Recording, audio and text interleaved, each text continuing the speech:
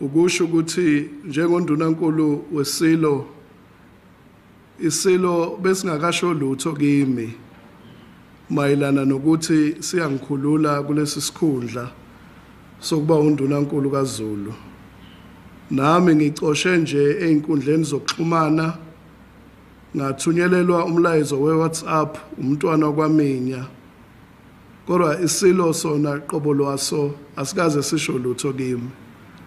Njalo uma isilo sifisa ukudlulisa umlayezo siyangibiza lapho esikhona sikwazi ukudlulisa lowo mlayezo.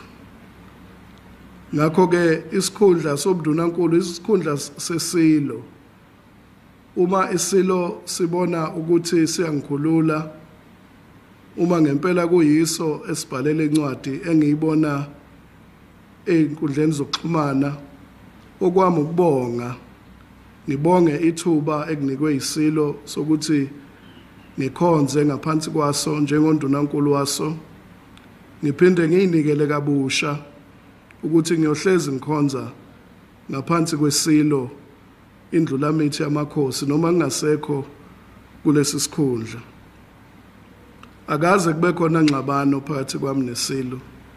Akho ngisho ichashaze elilodwa kulezi inyanga eziyishumi isilo sangimemezela esandlwane lapho esiveze khona ungenami kwaso. Kuyonke imisebenzi yesizwe isilo asikaze singisole nako kodwa. Ingakho kube indida uma umuntu esebona lezi incwadi einkundleni zokuxhumana isilo singaze sisho lutho kimi. Okukhathaza kakhulu ukuvela futhi kaMnumzana uJacob Mnisi owayekade lokhu elunguza emhlabeni kaZulu noMiss Rejoice Tembe owaziwa njengogogo ngoba beconsela ubuhlaba ongaphansi kweNgonyama Trust.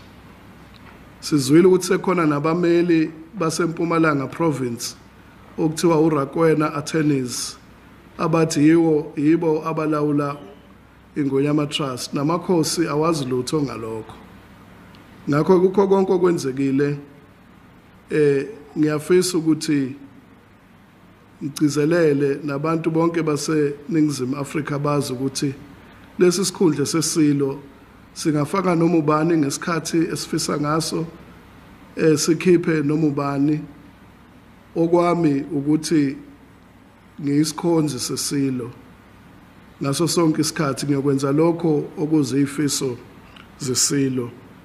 Ngisibonga kakhulu isilo ukuthi singinikelela ithuba futhi sengathi ukubusa kwesilo kungakhula nesilo sikhule sibe ngangeyintaba zaso undi nokhahlamba. Ngiyofisa ke ukuthi sikhombise inhlonipho efanele thina besilisa abakhona ngokuthi sisukume sikhuleke esilweni indlulamithi yamakhosi. Wena wendlovu, wena wendlovu, wena wendlovu, wena wendlovu, bayede, bayede. Thank you very much.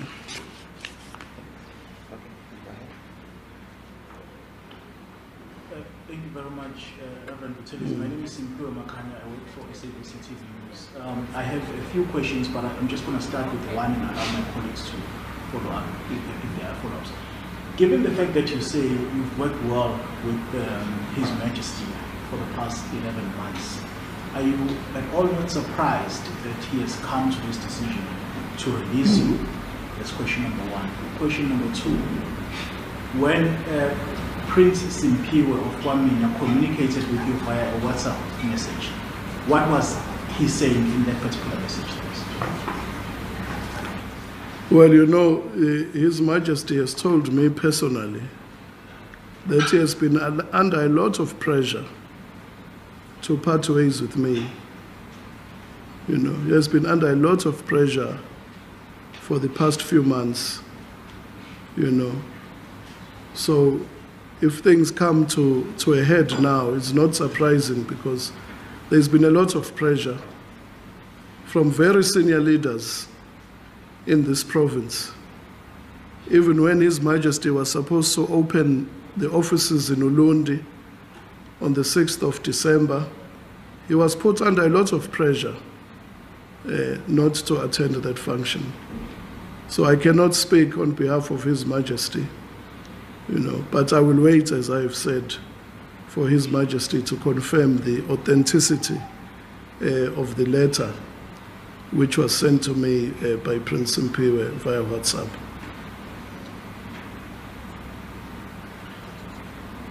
Under pressure from who exactly? Well, I won't explain more than what I've said. I think my statement,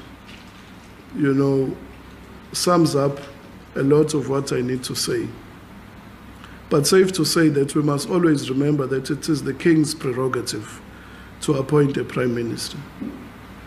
In your view, is this a political plot to remove?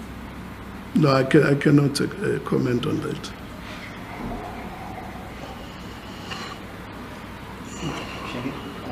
Okay.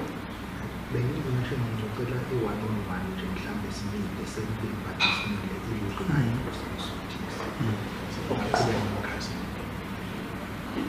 Reverend,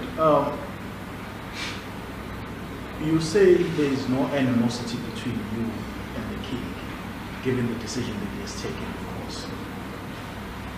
But the question that I had initially, and I still want you to perhaps give clarity on it, is, are you not surprised that he has come to this decision, given the working relationship that you've enjoyed with him? I think my statement has been clear today to say the King himself has not said anything to me. And I think the purpose of this press briefing is to respond to the many media queries and the many concerns emanating from members of the royal family, all houses of the royal family who are concerned about this decision, Amakhosi from all districts in the province, who were also shocked to see in the social media, But to every person, I have said that it is the King's prerogative to appoint a Prime Minister of his own choosing. But for now, I think what I've said is enough, and you can refer to the statement, and I will wait for His Majesty to formally communicate. Two final questions from my side, Reverend Buthelezi. Any regrets in your tenure as the traditional Prime Minister of the Amazulu nation over the past 11 months? And also looking now at the fact that there is this vacuum, or rather, let me pose this question in this fashion. What does your removal mean for the Amazulu nation as a whole, in your opinion? No, I'm just a mere subject of the King. I have made my contribution in the position, because when His Majesty announced me, he did not announce me via a letter, but he did so in front of the whole Zulu nation at Isandlwane on the 27th of January this year. So I think I've made my contribution, given my abilities and given my energy, and I've given my best to the throne. And going forward, one will continue to serve, because I'm a subject of the Zulu King, with or without the position. And I think for the past 11 months, I've given my best in terms of my loyalty and my honesty and integrity to His Majesty the King. Final question for me. Sorry, Mr. Mzee. Your detractors have always been of the opinion that you are actually not fit for this particular position. They've welcomed your removal, of course. Any word for that? No, I have no word for my detractors, because I was appointed by the King, and I serve at the pleasure of the King. And if he has reached this decision, I submit to the authority of the King, and I thank His Majesty for the opportunity to serve. The question of the Ingonyama Trust Board, which seems to be a thorny one, even according to your statement, Reverend Buthelezi. the re-emergence of the person that you have named. What are you reading into what is happening in that photo? Well, the land under Ingonyama Trust belongs to the Zulu people, with His Majesty as the sole trustee, as the custodian of the land on behalf of the people, and it is administered by Amakhosi.